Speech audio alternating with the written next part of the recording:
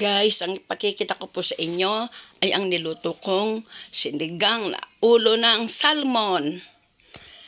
5 piraso na ulo ng salmon. Bale, 2.5 po yan. 1 kilo, binili ko na 75 pesos. Dapat po yan tanghalian namin. Ayan, sabi ko yung nag-iisa lang ako. Baka mapanis. Kaya hinintay ko pa ang hapon. Doon ko pa lang to isisigang. Nakapatiktik lang po sa strainer. Yan, kanina pa yan. Ilang oras na dyan yan nakapatiktik. Tinakpan ko lang para di pusain. At ayan po ang mga sangkap. Ayan o. Pinikikita ko sa inyo kamatis, labanos, bawang, luya, sibuyas, talong, siling berde, kangkong, okra. At yung patis mantika, sinigang powder at magic sarap. Yung kangkong na yan, nagkamali ako dyan eh. Yung mga pinaghimayan ng napakita ko, yung gagawin ko sanang kangkong chips.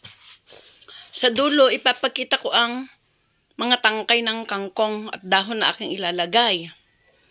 Yun. At ayan po, ako na'y magluluto. Konting mantika lang po ang ilagay ko.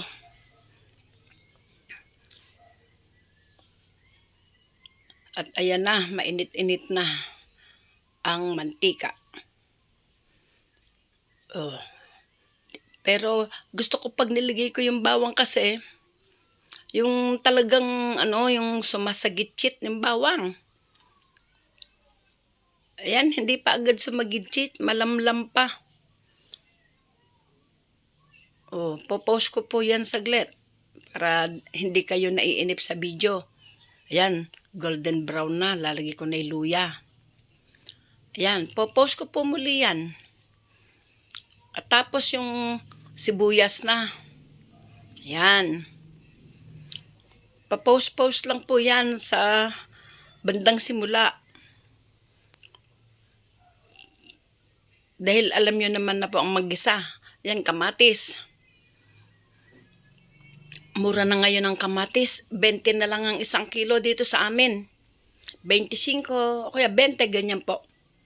Yan, takpan ko saglit nang mabilis mapanat ang kamatis. Ayan, half cook pa lang, binuksan ko na. Kasi nga, hindi ko nakikita kung panat na o hindi pa. Yung kardero ko kasi, yung takip ng kardero pala tinakip ko. Ayan, patis. Ala kasi akong malinaw na pantakip, kinalawang na yung may tornilyo. Kaya hindi na ginagamit. Para sana nakikita ko yung niluluto ko. Kinakalawang po pala sa tornilyo. Yan, lalagay ko na yung ulo ng salmon. Parang sasangkutsahin ko muna yan sa patis, sa kamatis, ganyan, sa mga ricado. Tapos, hindi ko muna yan tutubigan. Sa totoo lang, hindi po ako mahusay magluto. Ay ginagamit ko lang yung mga napapanood ko o kaya yung IQ, ganun. O yan, tinakpan ko na para makulob na yung mga ingredients sa ulo ng salmon.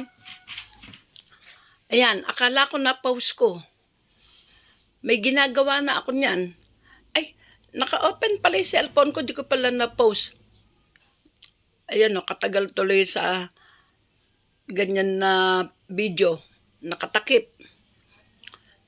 Hindi naman ako nagsasalita roon kasi nga akala ko naka-pause. Pero may ginagawa ako sa kusina. Oh. Kaya dapat alerto. Oh, yan, bubuksan ko na po. Siya nga pala, binilis ko lang po ang video. Dahil baka mainip kayo doon sa kawali na nakatakip. Dahil di ko na-post yun. Kaya binilis ko ang video ng konti. Ayan, sinabawan ko na.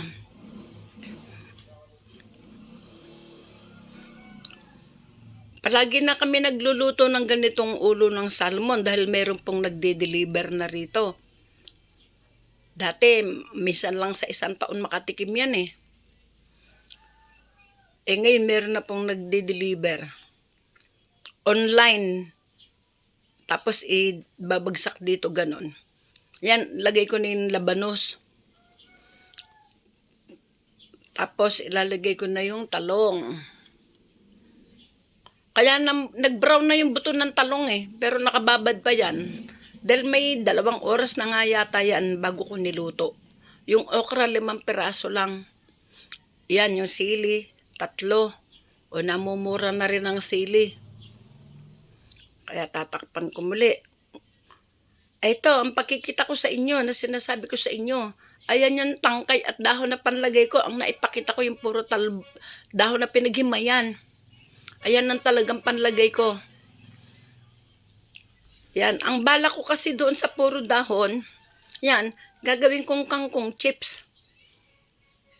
Hinahanap ko ito, nasa tabi pala ng gripo, nagkabaligtad. Siya ang naitabi ko, ang nakuha ko yung dahon. O yan, binuksan ko na muli. Ayan, hindi pa naluluto. Ngunit lalagay ko na yung kangkong. Yung matigas pa yung talong, matigas pa yung gulay. Nilagay ko na yung kangkong sa ibabaw. Madali lang maluto yung gulay Madali lang din maluto yung salmon. Siya nga pala ang pinaglituan ko, yung binili ng anak ko sa Korean Plus, nakawali. Yan. Nakabili siyang 4 na kawali, iba-ibang kulay. Yan. Naiinip ako, kaya binuksan ko muli, igigilid ko yung kangkong sa sulok. Parang sabi ko katagal maluto, kainip ko dyan Igigilid ko na siya nang mabilis lumambot. Tingnan niyo yung talong, kanina pa ako bakit ang tigas-tigas pa? Naiinip ako, bakit parang napakahina ng apoy? Tinakpan ko muli. Yan. Hahaba ang video pag mainit, pag matagal magluto. Hindi ko maipapakita ang dulo ng mabilisan. Pinopost ko na nga kako. Bakit katagal pang maluto?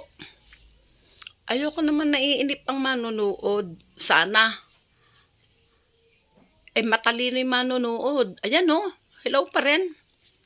Matalino ang manonood. Alam na nila ang mangyayari halos Ayun pala. Naubusan pala ng kargay gasol namin. Ganun po yan guys.